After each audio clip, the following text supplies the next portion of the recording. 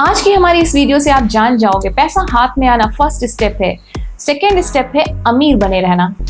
पैसा कमाने के लिए आप कितना जानते हो से ज्यादा जरूरी है कि आपका पैसे के प्रति बिहेवियर कैसा है, जो स्मार्ट इंसान को सिखाना बहुत मुश्किल होता है। दौलत, लालच और खुशी, इन तीनों की समझ बहुत देरी से आती है, लेकिन साइकोलॉजी ऑफ मनी बुक में 19 इंसिडेंट्स को पता करके, अमीरों की ठोकरें और उनके बेस्ट डिसीजंस पता करके आपका वक्त बचाया गया है। एक होता है पैसों की गणित समझना और एक होता है पैसों का मनोविज्ञान समझना, मतलब पैसों की साइकोलॉजी समझना, जो बताई है मॉर्गन हाउसल ने अपनी बुक साइकोलॉजी ऑफ मनी में। पहला है इनफ, मतलब काफी कितना होता है, कब रुक जाना है, कब ये कह सकते हैं कि इतना बहुत है।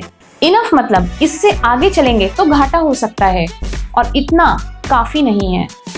It's never going to be enough, काफी कभी नहीं होता। सबसे हार्ड स्किल यही होता है कि कब रुकना है। ये ना पता होने के कारण लोग पैसा कमाने के बाद भी पैसा खो देते हैं। इनफ ना पता होने का सबसे बड़ा कारण है सोशल कंपैरिजन, दूसरों से खुद को कंपेयर करना।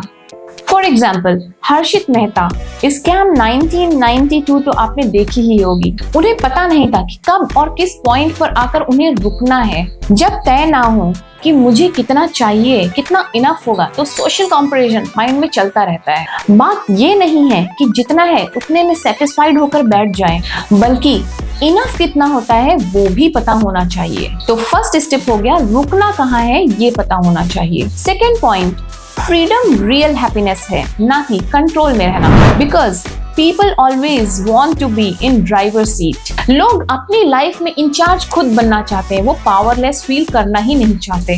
अराउंड 1000 ओल्ड एज अमेरिकन को इंटरव्यू किया गया और किसी ने भी ये नहीं कहा कि हैप्पीनेस तब मिलेगी जब आप उतना कमा लो कि आपके आसपास के लोगों के पास जितना है, नहीं जरूरत है उतनी भी। फॉर एग्जाम्पल, कोई कमा रहा है लेकिन बॉस के कंट्रोल में है तो खुश नहीं है, लेकिन कोई कमा रहा है और वो आजाद है तो खुश है।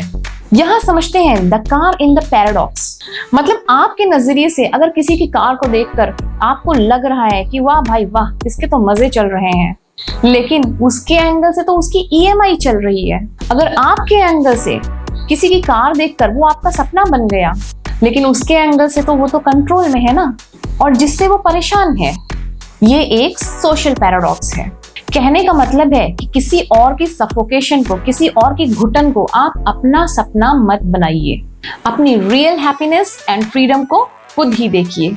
यहाँ रॉबिन रेहाना जब बैंक करेक्ट हो गई तो इन्होंने अपने फाइनेंशियल एडवाइजर पर केस कर दिया और उन्होंने कहा कि मैं इनकी सलाह की वजह से बर्बाद हुई हूँ। पर फाइनेंशियल एडवाइजर ने तो मीडिया में जबरदस्त रिप्लाई दे डाला। इन्होंने कहा, क्या किसी को ये याद दिलाने की जरूरत है कि अगर आप पैसों से सिर्फ चीजें खरीदेंगे तो एक समय आएगा कि आपके पास पैसा नहीं, सिर्फ चीजें ही बचेंगी। अगर किसी ने 1 करोड़ की कार खरीद ली तो आप उसको अमीर बोल सकते हो, लेकिन वो वेल्दी है ये जरूरी नहीं, क्योंकि वेल्दी होने का मतलब है अगर वो चाहता तो इससे भी महंगी कार कैश देकर खरीद सकता था, लेकिन फिर भी उसने ये कार खरीदी जो आपको महंगी लग रही है। अमीर होना एक स्टेटस है जो कि बदल भी सकता है, लेकिन वेल्दी का मतलब होता है हमेशा बने रहना। अब यहाँ पर लोग गलत पैराडॉक्स में फंस जाते हैं। कहते हैं वाह क्या बात है, कितने खर्चे करता है, कितना बड़ा घर है, क्या गाड़ी है, लेकिन ये नहीं देखते कि वो इससे भी 10 गुना ज्यादा महंगा घर खरीद सकता था, लेकिन फिर भी उसने ये खरीदा और वो कितना संभल कर चल रहा है,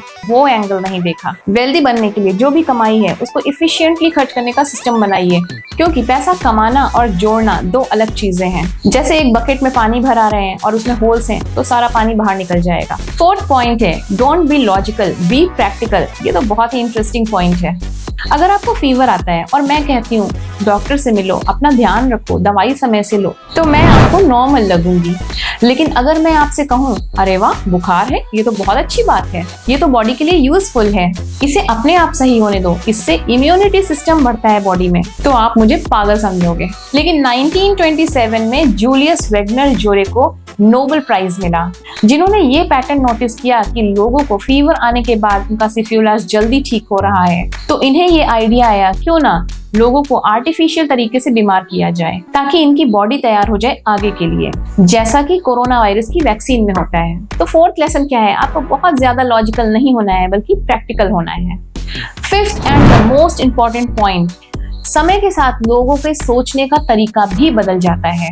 एक इंसान का सपना था डॉक्टर बनना है, उसने बहुत मेहनत करी, उसने एंट्रेंस एग्जाम पास किया, डॉक्टर की पढ़ाई करी और बहुत पैसा लगाया, डॉक्टर बन गया। और कुछ सालों बाद एक दोस्त का कॉल आता है, वो कहता है भाई तू तो बहुत कमा रहा है। तो डॉक्टर कहता है कहाँ कमा रहा हूँ भाई, बहुत खराब प्रोफेशन है। दोस्त कहता है अच्छा ये तो तेरा ड्रीम था, तू तो जान दे रहा था इस प्रोफेशन के लिए।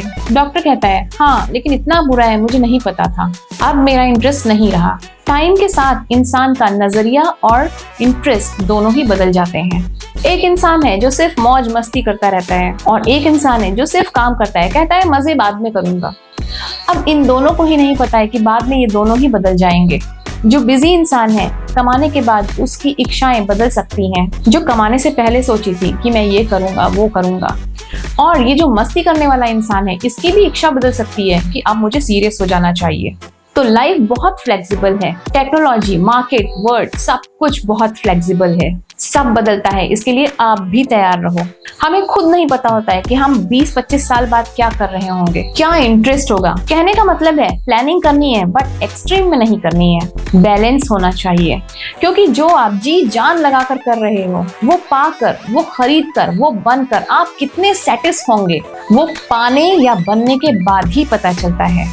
In short, the things that never happened before happens all the time. मतलब जो आज से पहले कभी नहीं हुआ वो होता रहता है। पहले तो फिर भी स्लो था लेकिन आज 2-2 साल में मार्केट बदल जाती है। So always be ready for the surprises. क्योंकि आर्टिफिशियल इंटेलिजेंस की वजह से कितनी चीजें बदल चुकी हैं, तो किसी भी चीज में एक्सट्रीम प्लानिंग हर्ट कर सकती है, स्पेशली पैसों के मामले में। जैसा है उसमें ढल जाइए। तो ये थे 5 powerful lessons from the book psychology of money. और अगर आपने अभी तक रिच डैड पुअर डैड की समरी नहीं देखी है तो डिस्क्रिप्शन में मैंने लिंक दे रखा है, जरूर देखिए। और इसी तरह की book summary and motivational videos देखने के लिए वीडियो को लाइक एंड चैनल को सब्सक्राइब जरूर करें।